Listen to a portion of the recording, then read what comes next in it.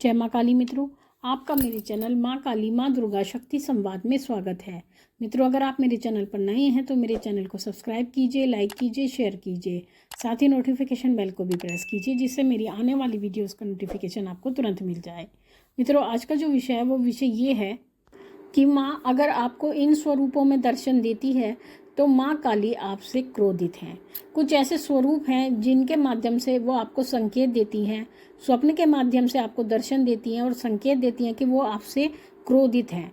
क्योंकि हमारे जीवन में बहुत सारी ऐसी चीज़ें होती हैं माँ काली की पूजा में जो गलतियाँ कहलाई जाती हैं और जिस कारण से माँ कहीं ना कहीं क्रोधित हो जाती हैं। वैसे तो माँ अपने बच्चों को क्षमा करती हैं, लेकिन फिर भी हमसे कुछ ना कुछ गलतियाँ हो जाती हैं तो माँ हमें संकेत देती है और संकेत के माध्यम से हमें सचेत करती है कि हमसे कोई ना कोई गलती हुई है, वो हमसे क्रोधित हुई है। तो ऐसे ही कुछ स्वरूप के दर्शन वो आपको देती हैं स्वप्न के माध्यम से, जिससे आपको पता लगता है कि माँ आपसे नाराज़ हैं। तो मित्रों, आप वीडियो को पूरा सुनिएगा। अगर माँ ने भी आपको इस तरह के दर्शन दिए हैं तो आपको अपनी गलतियों को सुधारना चाहिए, माँ के श्री चरणों में जा कर के क्षमा मांगनी चाहिए, क्योंकि माँ है तो माँ अपने बच्चों को बहुत जल्दी क्षमा भी कर देती हैं।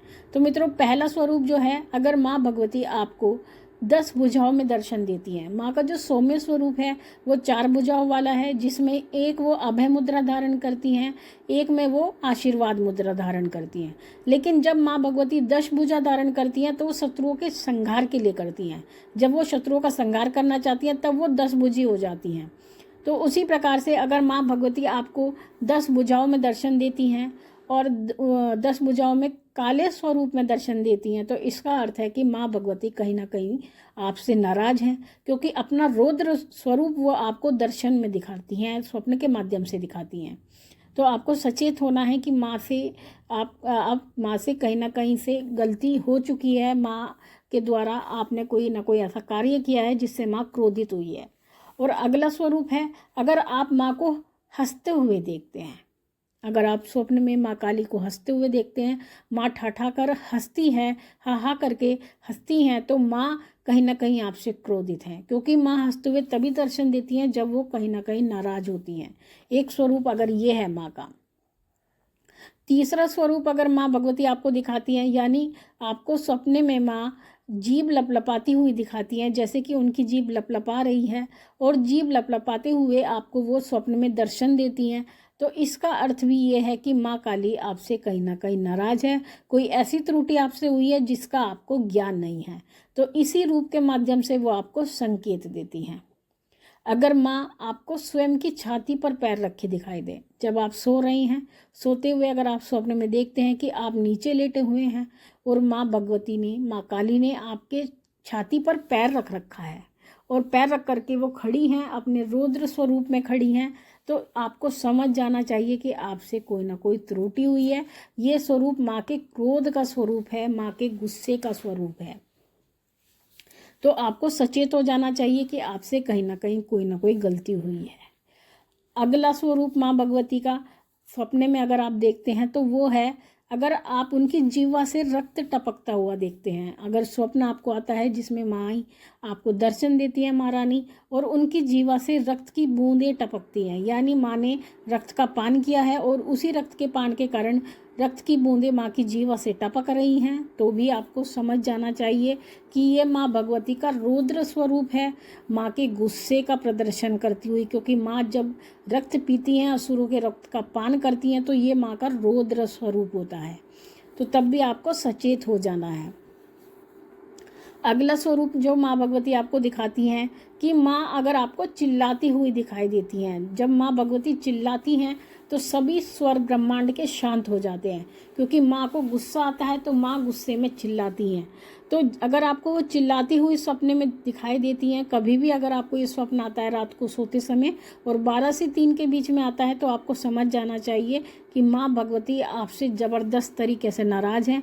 आपने कोई ना कोई ऐसी गलती की है जिससे माँ को इतना गुस्सा आया है। नहीं तो माँ को बिल्कुल भी जल्दी से अपने बच्चों पर गुस्सा नहीं आता, केवल दुष्टों पर ही गुस्सा आता है।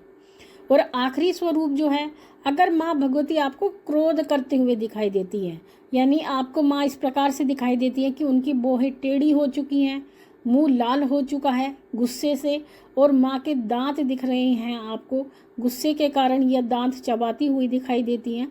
इस प्रकार का अगर आपको स्वप्न दिखाई देता है, माँ भगवती स्वप्न में इस प्रकार का दर्शन देती हैं, तो आपको समझ जाना चाहिए कि माँ काली आपसे नाराज़ हैं और आपसे कोई ना कोई त्रुटि हुई है, क्योंकि बिना त्रुटि के माँ कभी किसी से नाराज़ नहीं होती है।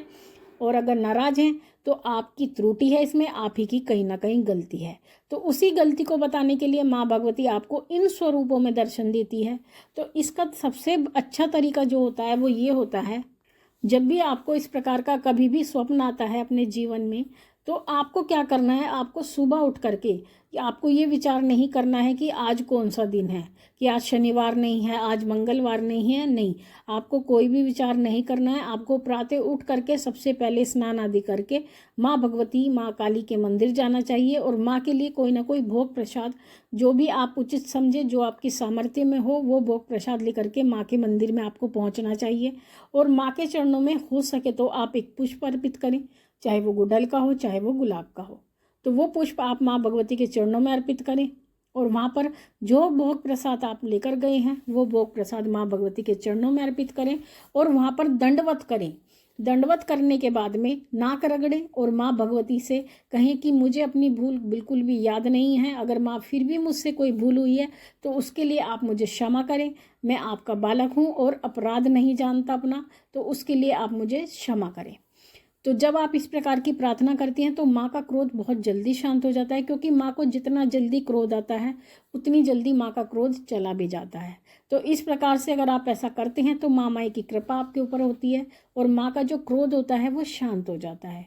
तो मित्रों, ये थी जानकारी आप सभी के लिए। माँ भगवती से यही प्रार्थना करते हैं कि वो आपके भंडारे भरती रहे, आपकी सभी मनोकामनाओं को पूर्ण करती रहे। आपसे फिर मिलते हैं अपनी अगली वीडियो में, तब तक के लिए जय महाकाली, जय महाकाल।